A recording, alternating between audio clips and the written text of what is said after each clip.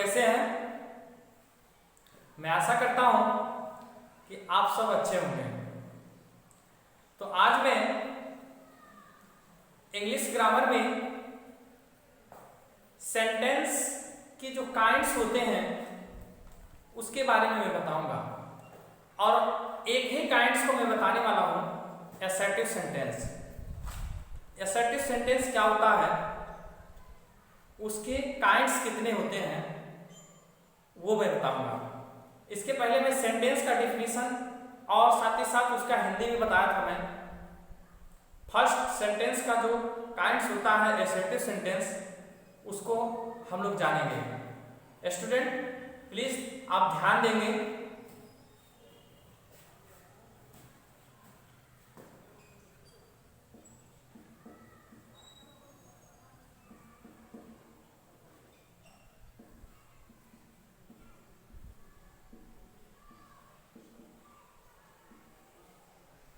English grammar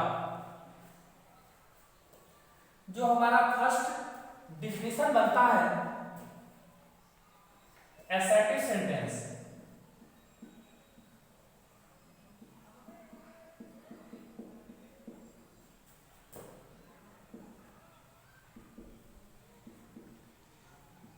assertive sentence यानी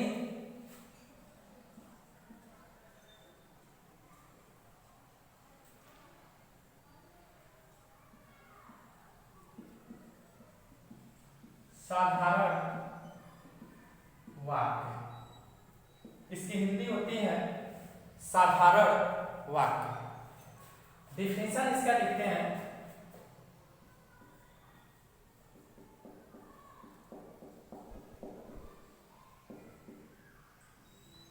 definition होता है ए sentence that makes a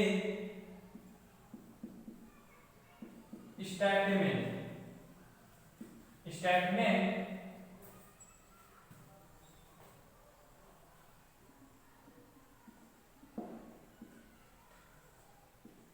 is called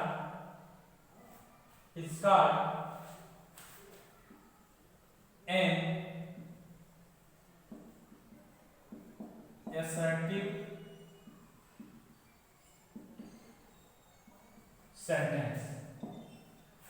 student assertive sentence का definition है a sentence that makes a statement is called an assertive sentence। इसका हिंदी होता है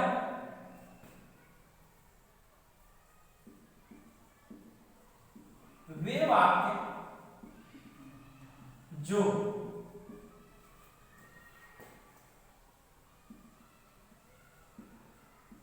कथन करते हैं या सूचना देते हैं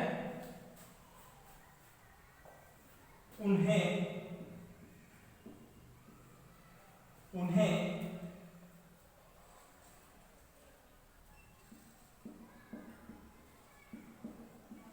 साधारण वाक्य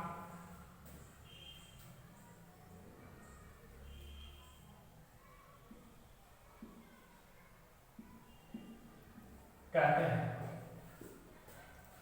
वे वाक्य जो कथन करते हैं या सूचना देते हैं उन्हें साधारण वाक्य कहते हैं। ध्यान देंगे, a sentence that makes a statement is called an assertive sentence.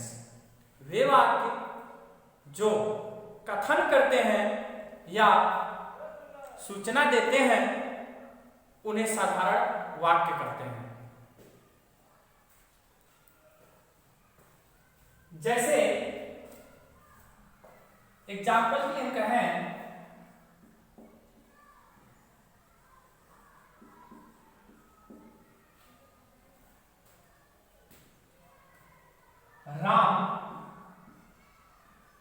Ram is a good boy. Ram is a good boy बिल्कुल साधारण सा वाक्य है। जो राम क्या है, एक अच्छा लड़का है। एक सिंपल से सेंटेंस को बोला जा रहा है। इस तरह से के जो वाक्य होते हैं असर्टिव सेंटेंस के अंतर्गत आते हैं। स्टूडेंट ध्यान देंगे, इसके बाद हम पढ़ेंगे कि असर्टिव सेंटेंस के कितने काइंड्स होते हैं, कितने प्रकार के यह होते हैं।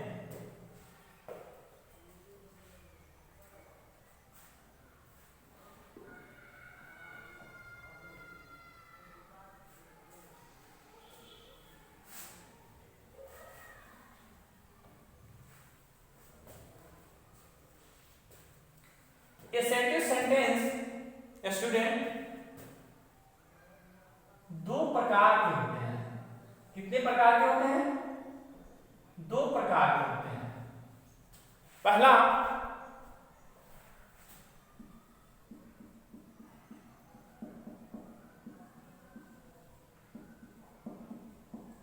अफर्मेटिव, या इसे ही हम पॉजिटिव भी कहते हैं। पॉजिटिव सेंटेंस कहते हैं। इसकी हिंदी होती है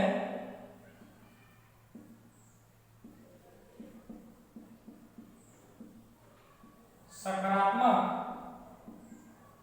वाक्य, इसकी हिंदी होती है।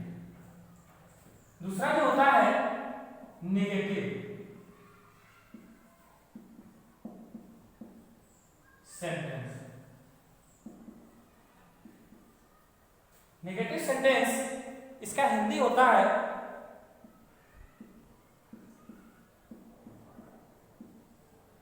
नकारात्मक वाक्य। स्टूडेंट ध्यान देंगे, इसे आप नोट कर सकते हैं। आप नोट करते जाएंगे तो आपको और भी अच्छे से समझने में आसानी होगी। तो अब हम जानेंगे कि ये अफर्मेटिव सेंटेंस क्या होता है, किसे कहते हैं। अगला जो हमारा डेफिनेशन होगा असर्टिव सेंटेंस।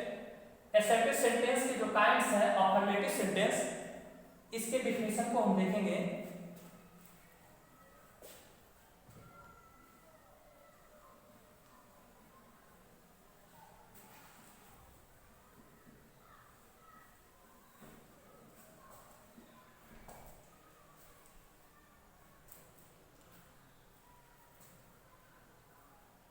डिफिनीशन है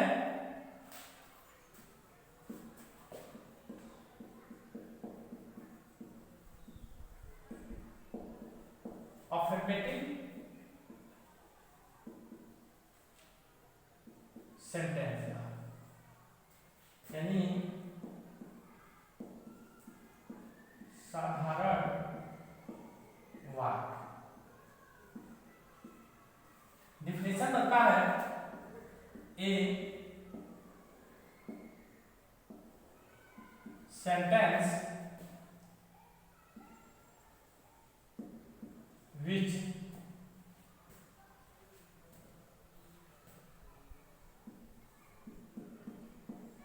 gives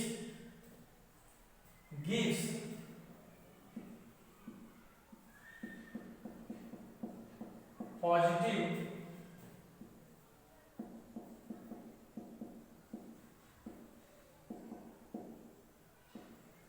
information, positive information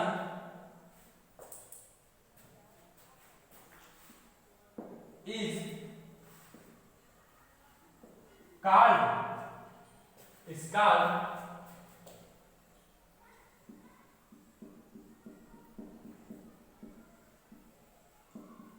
affirmative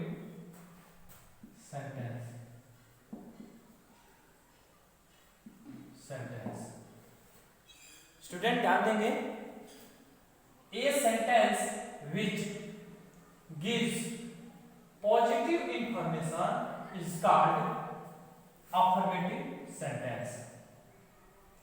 यानी इसकी हिंदी क्या होगी? ऐसे वाक्य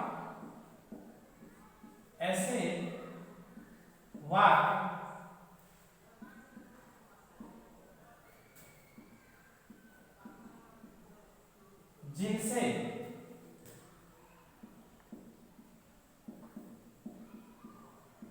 सकारात्मक सूचना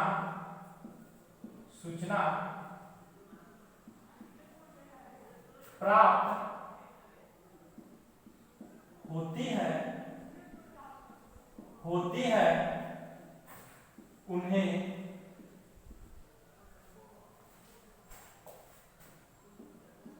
सकारात्मक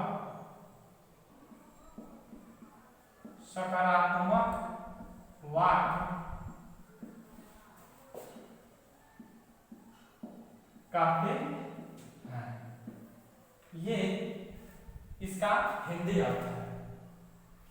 नहीं कह सकते हैं a sentence which gives positive information is called affirmative sentence. ऐसे वाक्य जिनमें सकारात्मक सूचना प्राप्त होती है उन्हें हम सकारात्मक वाक्य कहते हैं। एग्जाम्पल के लिए जैसे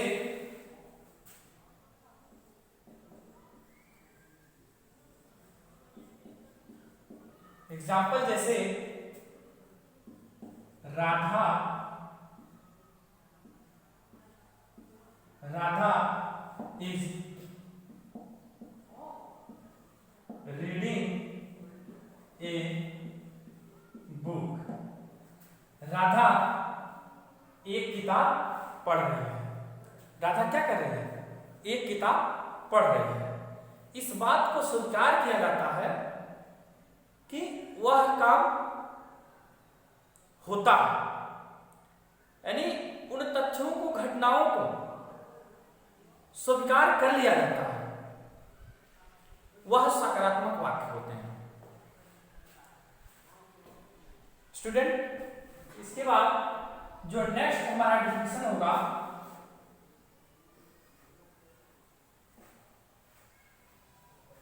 अफर्मेटिव के बाद वह नेगेटिव का होगा।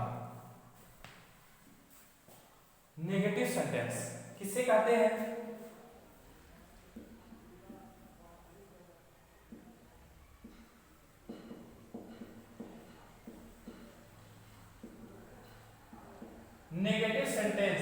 नेगेटिव सेंटेंस का हिंदी अर्थ होता है नकारात्मक। स्टूडेंट थोड़ा सा ध्यान देंगे, आपको समझ आ जाएगा। नकारात्मक वाक्य, नकारात्मक वाक्य क्या होता है? डिफिनेशन देखते हैं। A sentence which gives negative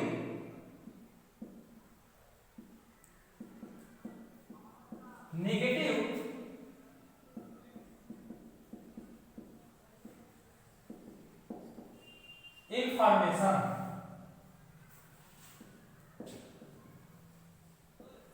is called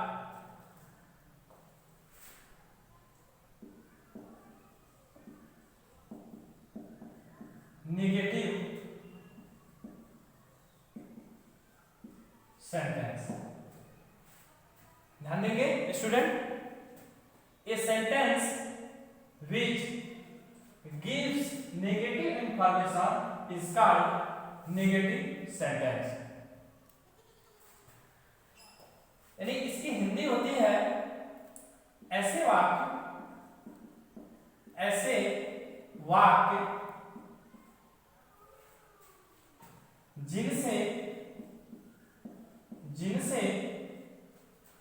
नकारात्मक नकारात्मक सूचना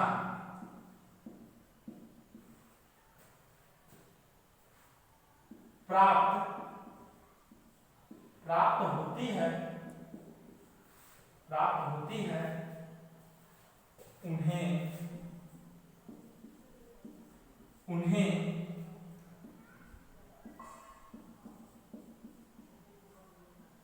नकारात्मक वाक्य कहते हैं। यह स्टूडेंट इसकी हिंदी अर्थ है, यानी कह सकते हैं a sentence which gives negative information is called negative sentence. ऐसे वाक्य जिनमें नकारात्मक सूचना प्राप्त होती है उन्हें हम नकारात्मक वाक्य कहते हैं। एग्जाम्पल के लिए, जैसे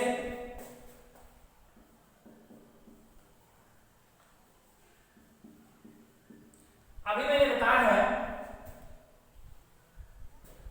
Radha is reading a book.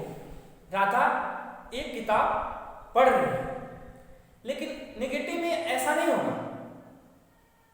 इसमें तथ्यों को, घटनाओं को या अवस्थाओं को स्वीकार नहीं किया जाता है, उसके बिल्कुल विपरीत होता है।